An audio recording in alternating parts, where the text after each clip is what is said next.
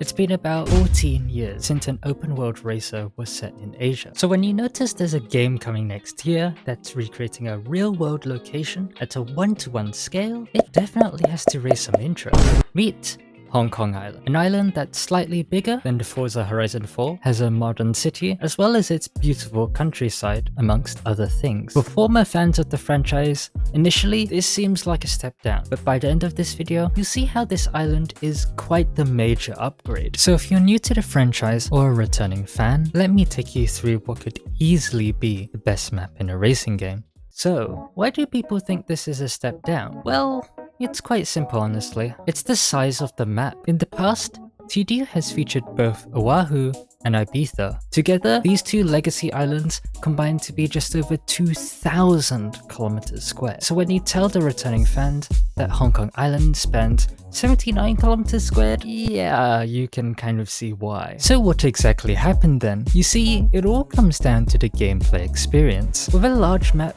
it takes a lot more time to get from one side to the other. However, map detail is where they suffer massively. Oh my god, bro. Oh, hell no, man. Whereas with the smaller map, you can have a lot more detail, since each area gets a lot more time put in, with the only downside being it's smaller. There's something that everyone always forgets though. It's not actually the area that matters. For other open world games, sure, that makes sense. But for a racing game, cars tend to stick to the roads and paths. Because of this, measuring road length actually matters a lot more than you think. Solar Crown will feature 550 kilometers of road, which is over double Forza Horizon 4, and actually is more road than Ibiza, an island that's 7 times larger. This is honestly awesome news, as more roads within the same space means you have more options for routes and ways to go. Considering all of this, you can see why I believe the map size is more than adequate.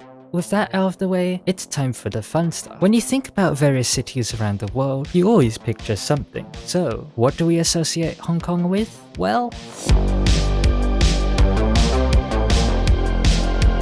when you mention neon, Hong Kong instantly comes to mind. Before you expect to be driving through a neon-filled environment though, looking at reality, things are quite different. Due to new regulations, over 90% of neon signs have been taken down. Attention to detail will most likely be much greater than previous games due to the smaller map. Given one of the highlights of the map is accuracy, you might wonder what they'll do in regards to neon. Looking at one of the in-game alpha photos, and you can quickly see that Haiti's vision of Hong Kong doesn't exactly comply with the new regulations. So I think it's safe to say that there will be some creative liberties taken. Neon lights really do help places feel alive at night, so it shouldn't be a surprise that Wan Chai, a place where neon is still present today, is where you'll see a lot of the nightlife. Historically, a portion of it was even considered a red light district, and given Solar Crown is set to feature nightclubs,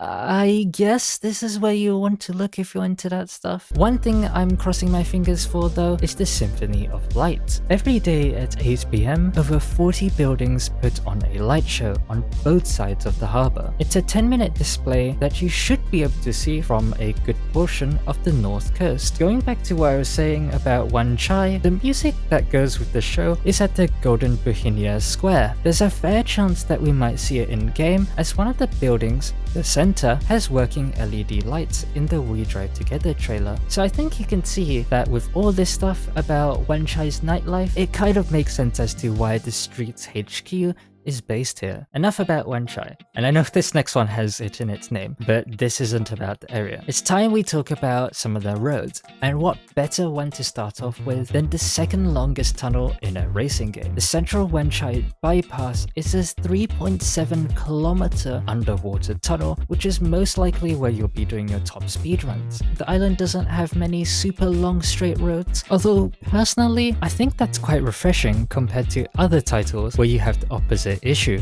Victoria Peak is definitely one of the places you have to visit in-game. It's the tallest mountain on the island, and there's quite a nice area near the top with a couple of shopping centers and where the tram's final destination is. The road goes all the way up to the top where you'll get a great view of the island and surrounding areas. I reckon both these two areas could serve as quite a nice car meet spot. If you look closely at the island, you'll notice that while the urban areas are fun, exciting, and filled to the brim, there's actually more countryside than city. Let me guide your attention to the Tai Tam Country Park. It's home to 4 different reservoirs surrounded by forest-covered mountains. It doesn't look like it has any roads at first, but coming closer and you'll see that there's plenty of narrow paved paths, bridges, and dams. So don't just mark this place as off-road only. That being said, there's a plethora of hiking trails and paths around with pretty views. This image is roughly in Lam Country Park, and it shows us what we could see replacing these hiking trails. If that turns out to be the case, I can't wait to turn an RS3 saloon into a modern hot rod, especially if passenger mode gets confirmed. While that's cool and all, I think it would be a bit of a wasted opportunity if all the paths were converted to this. If you widen some of these paths without smoothing them, they would make for a pretty neat SUV off-roading experience. Imagine bumbling along these paths at 30 kilometers an hour in a convoy of capable utility vehicles. Furthermore, from what I can see, at certain times of the year, the reservoir's water level does go down, so there's this bit of land you can explore. Although I don't know how useful that'd be in the long run. I must say though,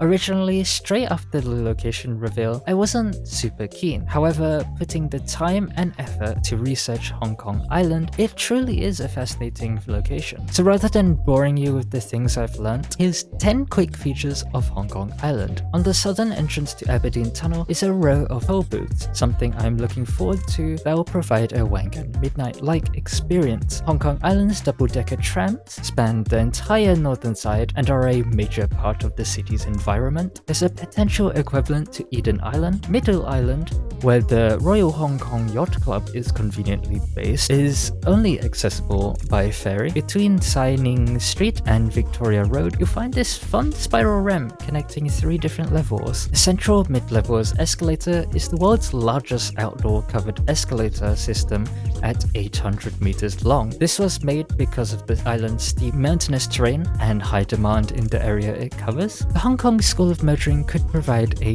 great area for basic license tests. Although recently replaced by a block of apartments, there are 3 ocean parks in close proximity to each other, although I don't expect them in-game due to licensing and the purpose they serve as just scenery. Peak Tram has been running since 1888, making it the oldest railway in Asia and one of the steepest in the world. Typhoon season spans from May to November. Given Kiloton's simulation experience, I semi-expect these in-game as a rare occurrence, with aquaplaning and similar being apparent. Finally, Stanley Prison could serve as a gameplay purpose, given that in previous games they also featured a prison, although a maximum security facility seems a little harsh for street racing. Dealerships are an iconic part of TDU, and have been confirmed for Solar Crown. Unlike the previous islands, there is an abundance of dealerships around. However, you'll run into the issue of them being extremely close to each other, which takes away from the exploration aspect. On the other hand, I expect a couple could retain their real-world locations. After all, Oahu's Ferrari dealership in both previous games have been present. So here are 3 dealerships that stand out to me. Firstly, the gigantic Mercedes brand center in Chai-Wan, the Repulse Bay Ferrari, which is practically on the beach, and the Audi City Plaza flagship showroom over in Quarry Bay. All 3 have been former focal brands for the franchise, have a significant showroom, and are fairly spread out, so I reckon the possibility to see these are probably the highest. Whether in alpha, screenshots, or the real-world island, I think this is coming together to be the best location in the franchise, and all things considered, I'm willing to say it could be the best map in an open-world racer. What do you guys think though? Is there something here you'd love to see, or did I miss anything? Either way, thanks for watching, and I hope you have a nice rest of the week. Bye!